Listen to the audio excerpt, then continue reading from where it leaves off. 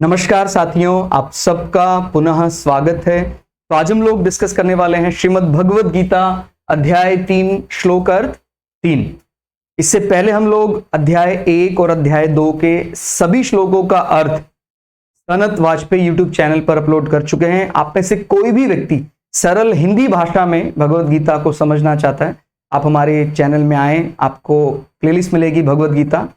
इसके अलावा हमारा एक चैनल एस्ट्रोलॉजी का भी है, वहां जाकर आप जो ज्योतिष के गंभीर विषय हैं उनका भी अध्ययन कर सकते हैं। तो आइए शुरुआत करते हैं।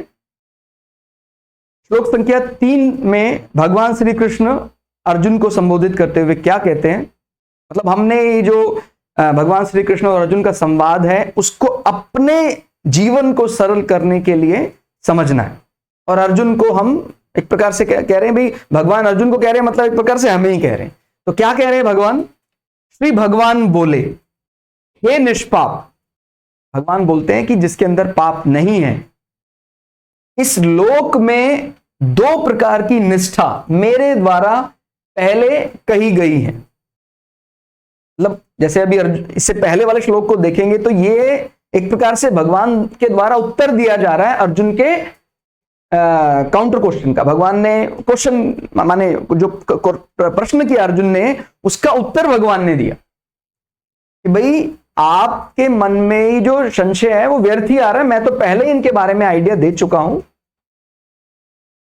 और ये आपको दिख सकते हैं। माने जो भगवान क्या कहते हैं, इस श्लोक में 2 प्रकार की निष्ठा मेरे द्वारा पहले कही गई है।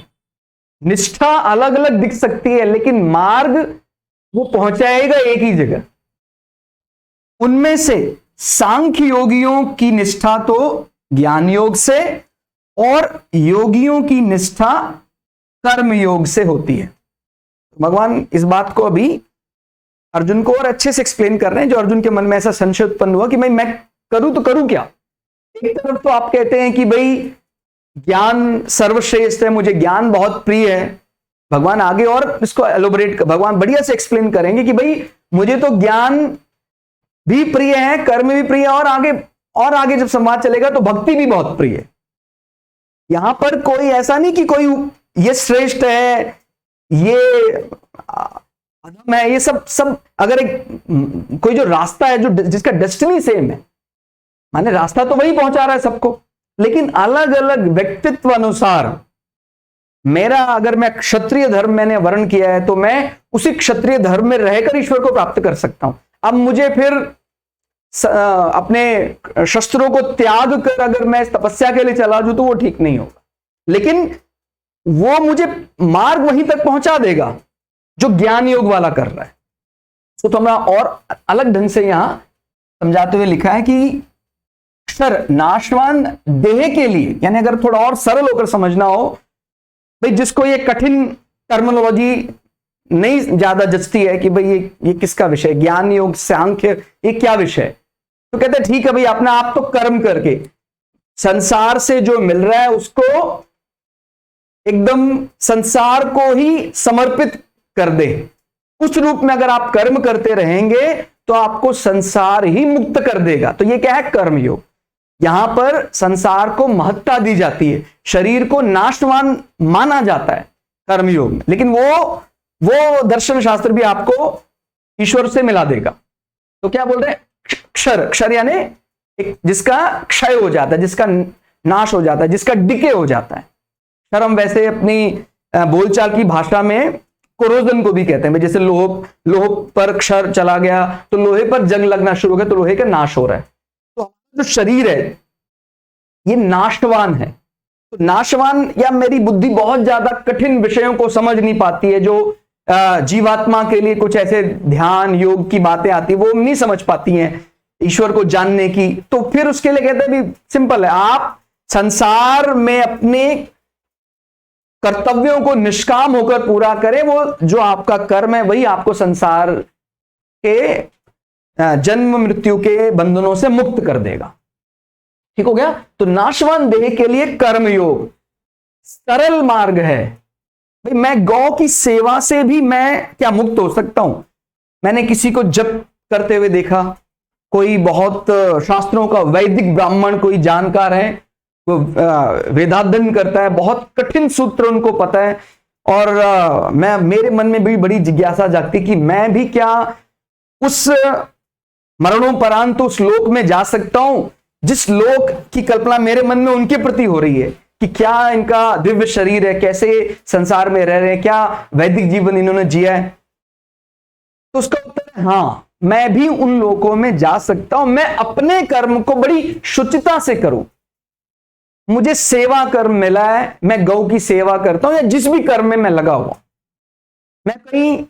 मैं अगर मान लीजिए मैं सफाई में भी हूं, मैं राष्ट्र की सेवा में सफाई कर्मचारी हूं, मैं एक स्वीपर हूं, मैं पूरी निष्ठा के साथ ईश्वर की उपासना, ईश्वर की सेवा समझकर राष्ट्र को स्वच्छ रखता हूं, उसमें जरा भी कोताही, पूरी ईमानदारी से ऐसा करता हूं, ईश्वर की उपासना स्वरूप वो कार्य करता हूं, तो वो कर्म योग है, वो कर्म ही मुझे वो पद दिला सकता है जो उसको ज्ञान योग से प्राप्त हो रहा है।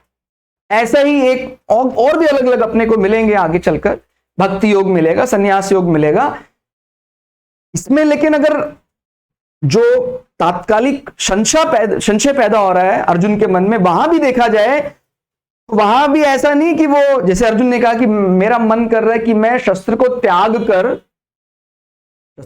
कर मैं सांख्य योग ले लेता हूं, लेकिन यहां भी कंफ्लिक्ट पैदा होगा फिर, क्योंकि अगर आप शस्त्रों को त्याग रहे हैं उसका कारण ही मोह है। क्यों त्याग रहे हैं शस्त्रों को? क्योंकि सामने मेरे पितामह खड़े हैं, मेरे गुरुवर खड़े हैं, और जब कोई ऐसा धर्म संकट आ गया तो मैं शस्त्रों को त्याग रहा हूं। तो इस बात की क्या हम गारंटी कह सकते हैं कि आगे सांख्य में ऐसा वैचारिक मतभेद नहीं आएगा? हम सांख्य में भी ऐसा कहा जाता है, आपको फिर सार्वभौम में वही दिखना चाहिए।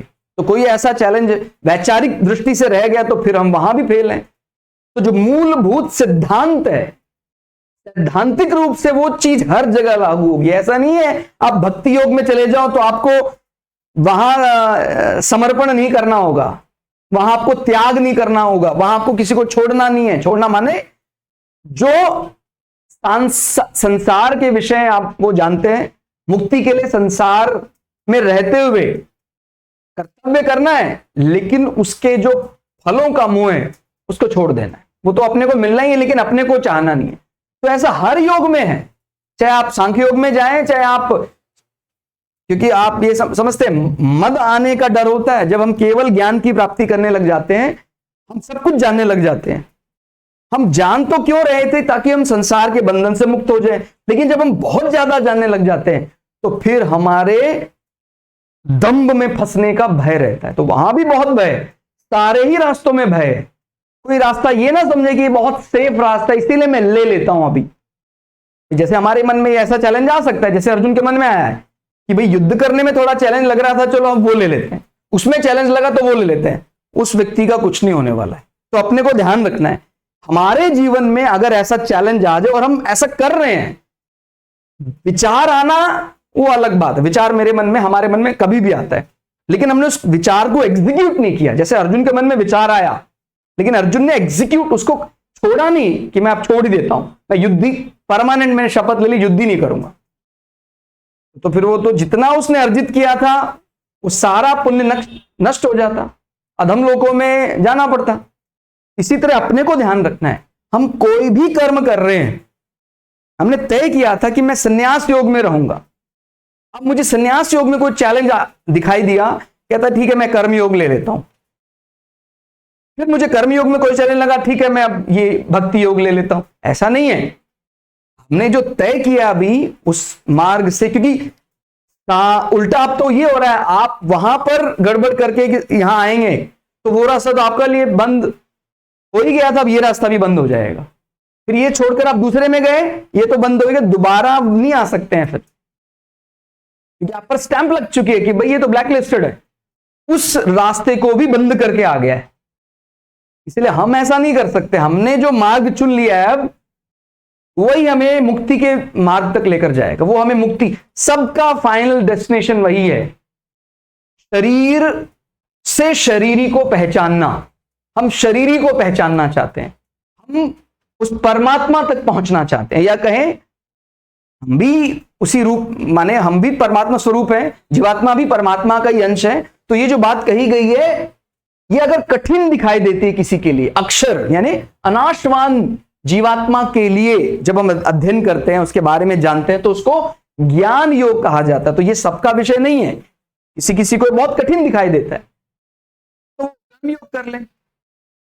लेकिन ऐसा नहीं है कि ये मूल सिद्धांत यहां गलत हो गया तो फिर वो वहां भी इनवैलिड है। यहां आपको मोह परेशान कर रहा है, वहां भी मोह परेशान करेगा। इसीलिए मोह को तो आपको एलिमिनेट करना, यानी मोह, हमारा जो लोभ, मोह, मद, ये सब आपको त्यागना पड़ेगा, नहीं तो फिर वो मार्ग भी आपके लिए इनवैलिड हो जाएगा। तो हम इस श्लोक अर्थ से क्या समझ सकते हैं कि भगवान श्री कृष्ण कहते हैं कि भाई व्यक्तित्व अनुसार ये मार्ग अलग अलग दिए गए हैं। जैसे सेना में अलग अलग कर्म लगाए गए हैं, सभी राष्ट्र सेवा में ही लगे हैं। इसका अर्थ ये नहीं कि कोई उसको, सेना को कोई लॉजिस्टिक सपोर्ट दे रहा है तो फिर वो वेपन्स क्यों नहीं चला रहा उस समय, वो भी राष्ट्र सेवा में ही लगा है।